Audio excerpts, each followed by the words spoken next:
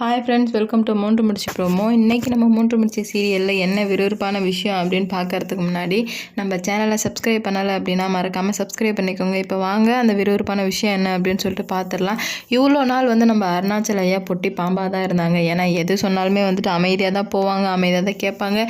அந்த அளவுக்கு எதுவுமே பிரச்சனை பண்ணதில்லை. ஆனால் நம்ம சுந்தரவல்லியை பற்றின உண்மை தெரிஞ்சதுக்கப்புறம் இதுக்கு மேலே எதனா ஒரு பிரச்சனை வந்துச்சுன்னா கண்டிப்பாக நம்ம அருணாச்சல ஐயா கேட்க தான் போகிறாரு. இப்போ அவர் என்ன கேட்க போகிறாரு, இதனால் நம்ம சுந்தரவல்லி என்ன ஆகுறாங்க அப்படின்னு சொல்லிட்டு தாங்க இந்த வீடியோவில் பார்க்குறோம். தாலி பிரித்து கோக்குற ஃபங்க்ஷன் அப்படின்னா அது முடிஞ்சதுக்கு அப்புறமே கண்டிப்பாக பொண்ணு வீட்டுக்கு போய் ஆகணுமா, இது ஒரு சம்பிரதாயம். இதை சொல்கிறதே சுந்தரவல்லி தான். ஏன்னா நான் அவகிட்ட தோத்துட்டேனே, இதுக்கு அவளை பழி வாங்கி ஆகணுமே அப்படின்னு சொல்லிட்டு சுந்தரவல்லி நிறைய யோசிக்கிறாங்க. அப்போ தான் அவங்களுக்கு ஐடியா வருது. அப்போது இவளை அவங்க வீட்டுக்கு அனுப்பிச்சிட்டான் அப்படின்னா அங்கேயே அவளோட கதையை முடிச்சிடலாம். இங்கே சூர்யாவுக்கு வேற ஒரு பொண்ணை பார்த்து நான் கல்யாணம் பண்ணி வச்சிருவேன் அப்படின்ற மாதிரி சுந்தரவல்லி யோசிச்சுட்டு இருக்காங்க. அவங்க யோசிச்சதுக்கு ஏற்ற மாதிரியே போயிட்டு அருணாச்சல ஐயா கிட்ட சொல்கிறாங்க, ஏங்க இந்த மாதிரி தாலி பிரிச்சு ஃபங்க்ஷன் தான் கோத்து முடிச்சிட்டிங்களே, இப்போ என்ன நடக்குது, இப்போ நம்ம நந்தினியை அந்த வீட்டுக்கு அனுப்புங்கன்னு சொல்லிட்டு இது பாசமாக பேசுகிறாங்க. ஆகா, இவ எதுக்கோ அடி போட்டுடா, அதனால தான் இந்த மாதிரிலாம் பண்ணுறா அப்படின்னு சொல்லிட்டு அருணாச்சலையாவுக்கு நல்லாவே தெரிஞ்சிடுது. இவகிட்ட கொஞ்சம் ஜாக்கிரதையாக தான் இருக்கணும் அப்படின்னு சொல்லிட்டு சொல்கிறாங்க.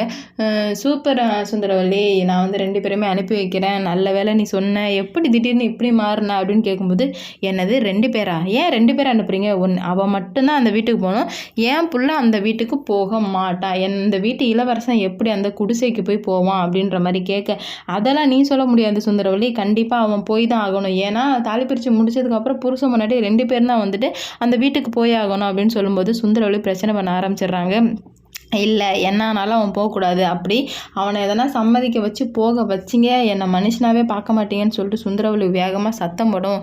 உடனே நம்ம அருணாச்சலையா செம்ம சவுண்ட் விட்டு என்னன்னு சொல்கிறாரு அப்படின்னு பார்த்தீங்கன்னா, சுந்தரவல்லி, உன்னை பற்றி நான் முழுசாக தெரிஞ்சுக்கிட்டேன், இதுக்கு மேலே நீ எதனா ஒரு பிரச்சனை பண்ணனா நான் மனுஷனாக இருக்க மாட்டேன், இவ்வளோ நாளாக நீ ஆடின இந்த வீட்டில் இதுக்கு மேலே நான் ஆட வேண்டியதாக இருக்கும், பார்த்து ஜாக்கிரதையாக இருந்துக்கோ அப்படின்னு சொல்லும்போது நம்ம சுந்தரவல்லியே பயந்துடுறாங்க. ஏன்னா இவ்வளோ நாள் அமைதியாக இருந்தவங்க இப்போ வைலண்ட் இறங்கவும் நம்ம சுந்தரவல்லிக்கு என்ன பேசுனதுன்னு தெரியல, ஒன்றுமே புரியல.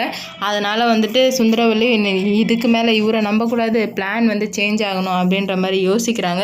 அவர் யோசிக்கிற மாதிரி பிளான் சேஞ்ச் ஆகுமா, இல்லை நம்ம சூர்யா சார் அனுப்புவாங்களா அனுப்ப மாட்டாங்களா அப்படின்னு சொல்லிட்டு யோசிச்சுட்டு இருக்கும்போதே சூர்யா சார் சுந்தரவல்லி இப்படி தான் பேசுவாங்க அப்படின்னு தெரிஞ்சுக்கிட்டு வேணுக்குன்னே என்னோட ஆசை கொண்டாடி நான் கூட்டுட்டு போக தான் போகிறேன், உங்களால் முடிஞ்சதை பார்த்துக்கோங்க, நான் என் மாமனார் ஊருக்கு போகிறத யாராலும் இங்கே தடுக்க முடியாது அப்படின்ற சொல்லும்போது நம்ம அருணாச்சலையாவுக்கு சந்தோஷமாக இருக்குது. அதே சமயம் சுந்தரவல்லிக்கு பகபத்தி எரியுது. பார்க்கலாம் என்னென்னு. இந்த வீடியோ பிடிச்சிருந்தா லைக் பண்ணுங்கள், ஷேர் பண்ணுங்கள், கமெண்ட் பண்ணுங்கள். இது போன்ற வீடியோ சீரியல் அப்டேட் தெரிஞ்சுக்க நம்ம சேனலை மறக்காமல் சப்ஸ்கிரைப் பண்ணிக்கோங்க. ஓகே, பை, வரட்டா.